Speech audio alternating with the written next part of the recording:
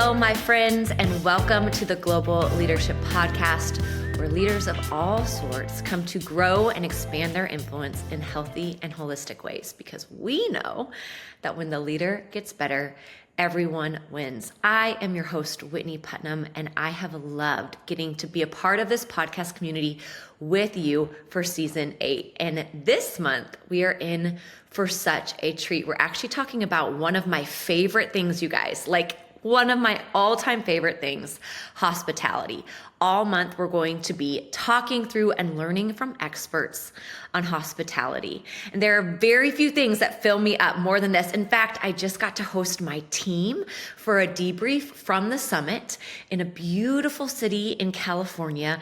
And nothing brought me more joy than learning what drink they wanted to have at the house and what they wanted for breakfast, and waking up early and making sure that they were cared for and known and seen. Hospitality is such a high value. And some of you might be thinking, well, what about hospitality and how does that have to do anything with leadership?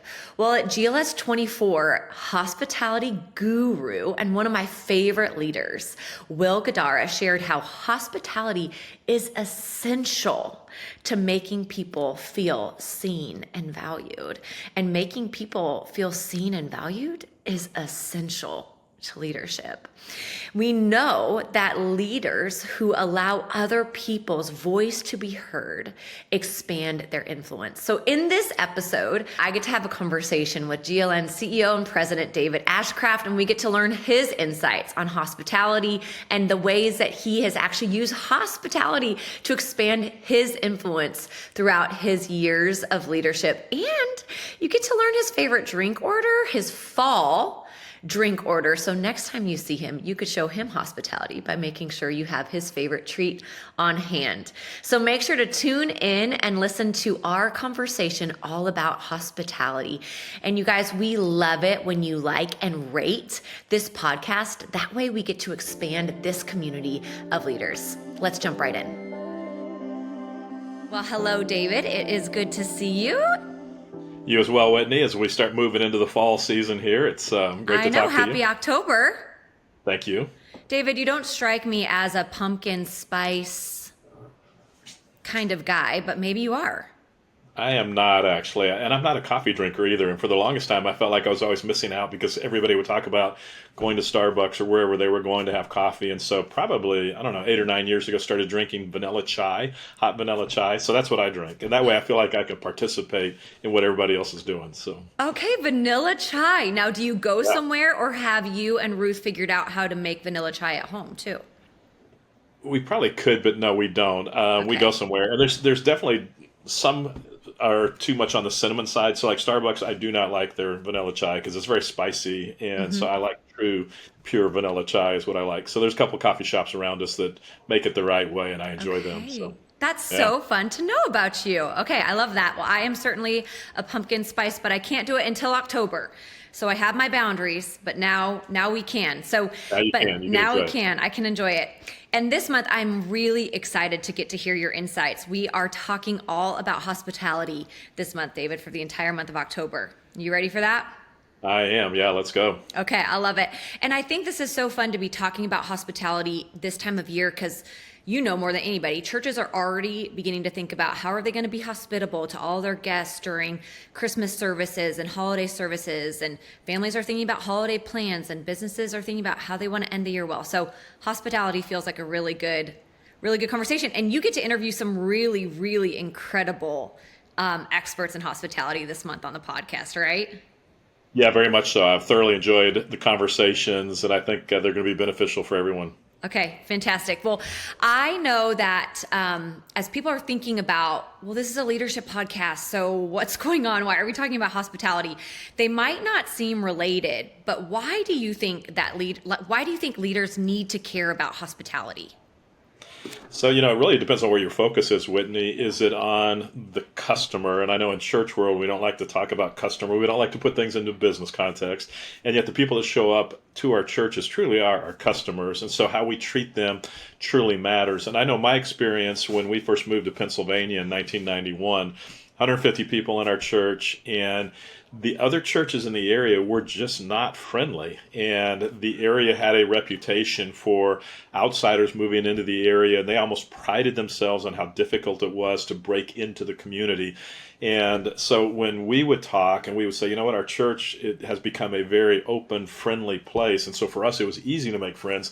Locals were almost disappointed to hear that. But one of the things for us as a church that I think really started our growth spurt was we were just friendly. And we brought maybe some Texas hospitality to the Northeast. And so just having that focus on how do we serve others, how do we focus on them first, made a huge difference. So I think hospitality is massively important for churches specifically, but leaders in any context.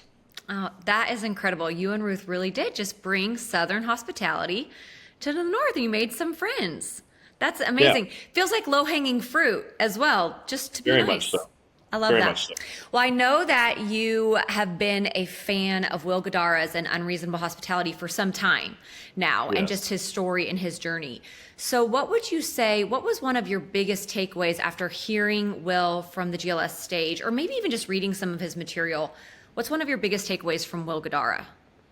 So, Whitney, several things that I appreciate about him. And one of the things I'll just say is, as you listen to or read his content, it's not even just about hospitality, it's about leadership. And so I'm hoping that we bring him back to the summit because there's so many different areas that he'll talk about, and it all has something to do with hospitality, but it's all very basic leadership. And so whether it's how to treat other staff, how to treat your customers, how to treat so many different things, I'd love.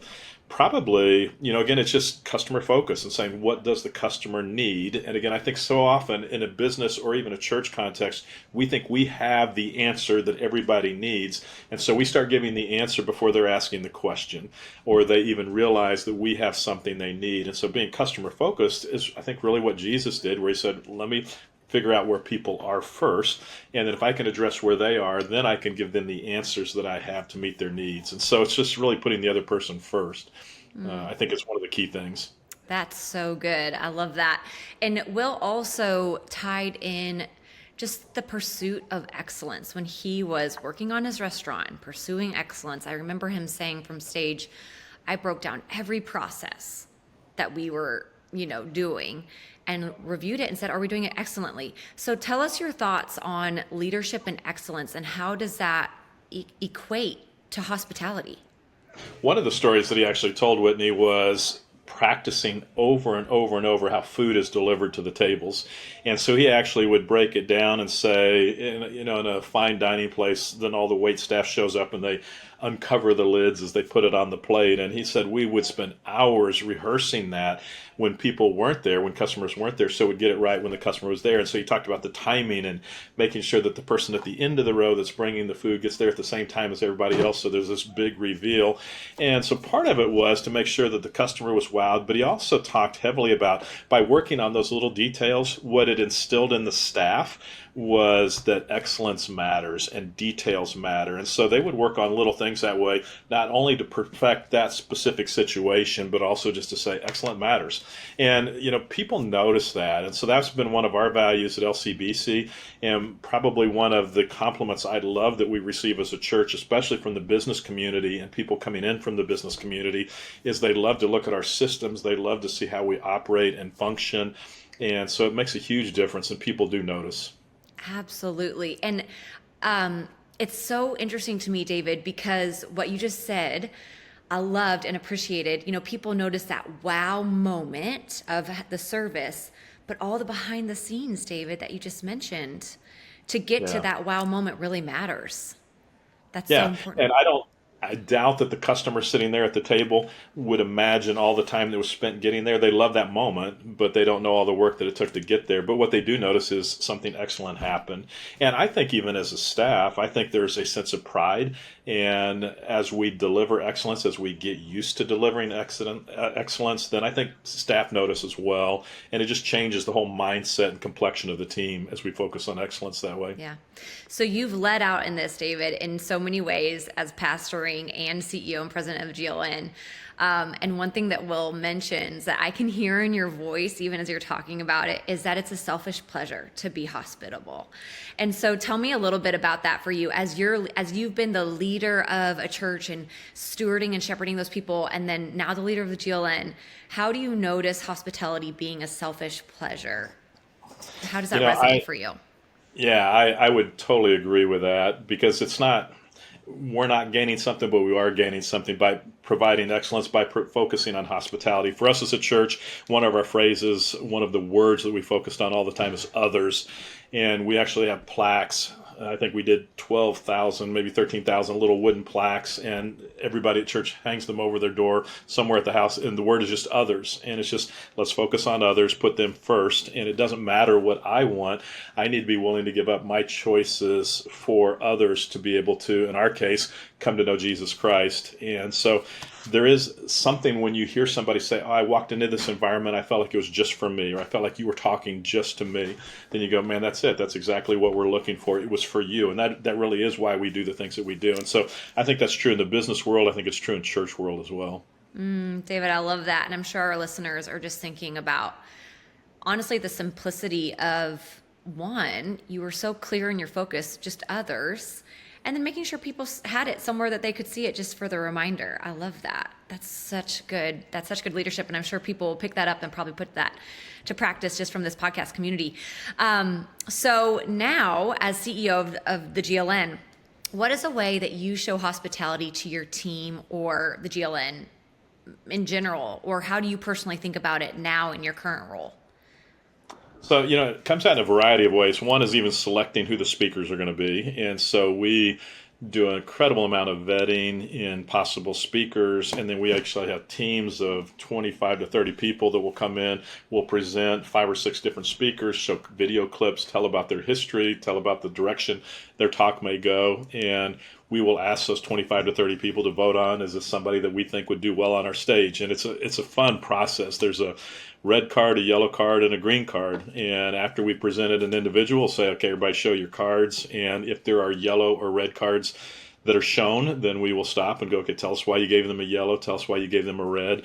And unless we have strong reasons to override reds for sure, and pretty much yellows as well, then we go, okay, they're probably not somebody who went on stage. And the reason we're doing that is we say we've got a collection of people in the room that we think are representative of our audience. And if it's not connecting with our group of 25 or 30, it's probably not going to connect with 300,000 people as well. So we spend a lot of time, whether it's speakers, whether it's just hospitality as somebody comes to the summit.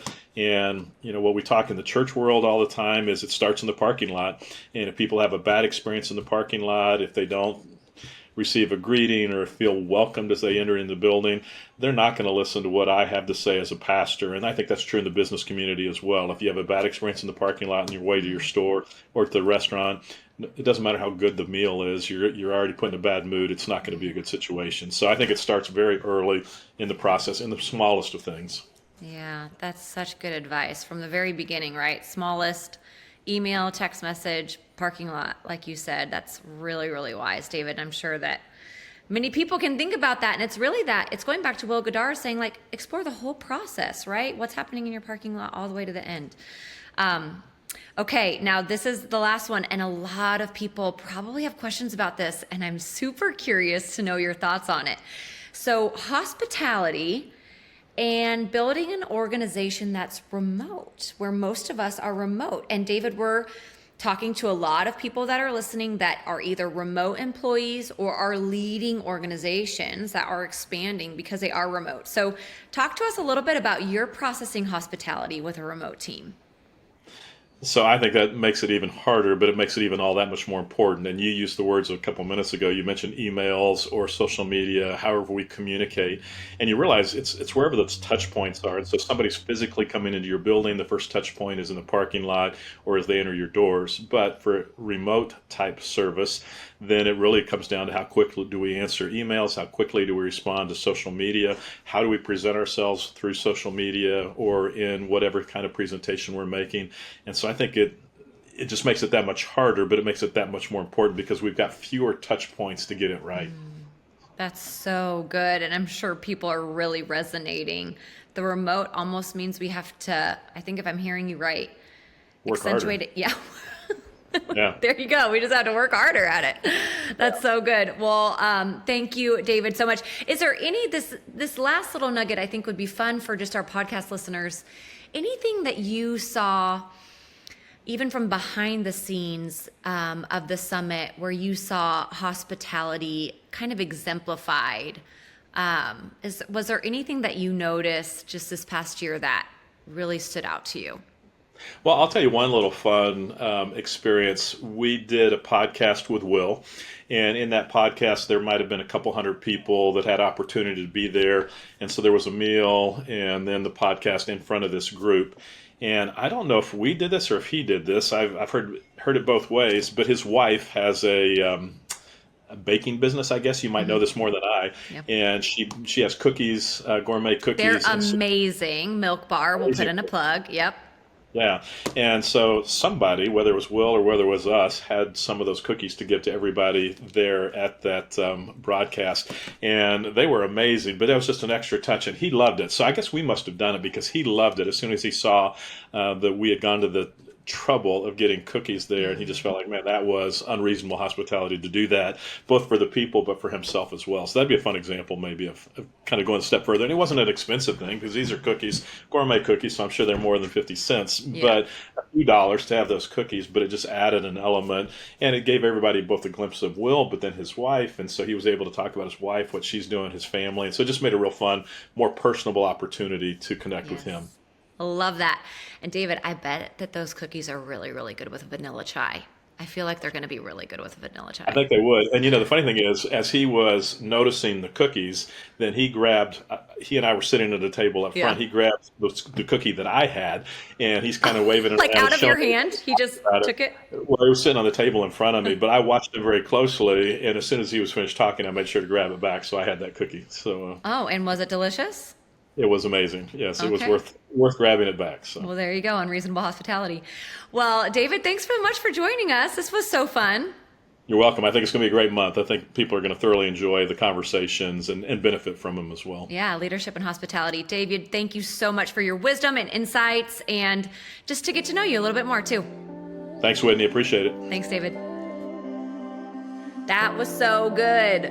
I especially loved when David said, it's the little things. It's the little things that can make people feel so seen and so valued. You guys, this just happened to me literally just the other day, where it was the littlest thing that I'm still thinking about, where someone very unexpected made me feel so seen and so loved. I had a long day of travel, and it was super late at night, and I am not a night owl, and I had my heavy suitcase and actually several bags, and I was leaving the airport, and I was on the curb in the wild, wild west of the airport, and people are trying to get in their vehicles, and I probably looked so tired. And there I stood, and my car drove up, and I was grabbing my stuff, and out of nowhere, a safety officer who she had no real, it's not in her job description to help me. It's in her job description to move the cars about, but not necessarily to help a woman who's very tired on the curb late at night. She looked at me and she said, hey, can I help you with that? And she actually picked up my heavy, heavy suitcase and placed it in my car. And I'm still thinking about her. That little thing, that little act, it took her maybe 5 seconds, made me feel so seen and so valued. And now I'm telling her story on a global podcast because of that one small moment that really mattered. So I wonder what the small moment is for you. I wonder what the small way you can see your teammate or see a family member or notice a neighbor. It really doesn't have to be big. It can be small, like noticing somebody and coming alongside to help. So one way we want to help you as a leader is we've created our leadership resources for you. So you have year-round development. And we know that you might be curious about hospitality now that you've gotten a good taste and some insights from David Ashcraft. So we actually, all this month on our 365 resources, are hearing and learning about hospitality. Make sure to go and check it out at globalleadership.org/365 365. And also make sure to tune in at the podcast. You guys, we're going to have Will Gadara on this month. He is the author of Unreasonable Hospitality. You're going to want to make sure you tune in. And Hort Schulze, who he has actually changed the game in hospitality all the way from hotel industry, but now beyond. So make sure to tune in, you guys, this month. And as always, we love to hear from you. So make sure to like, rate, and subscribe this podcast so we can continue to grow and expand this community of leaders. And remember, when the leader gets better, everyone wins.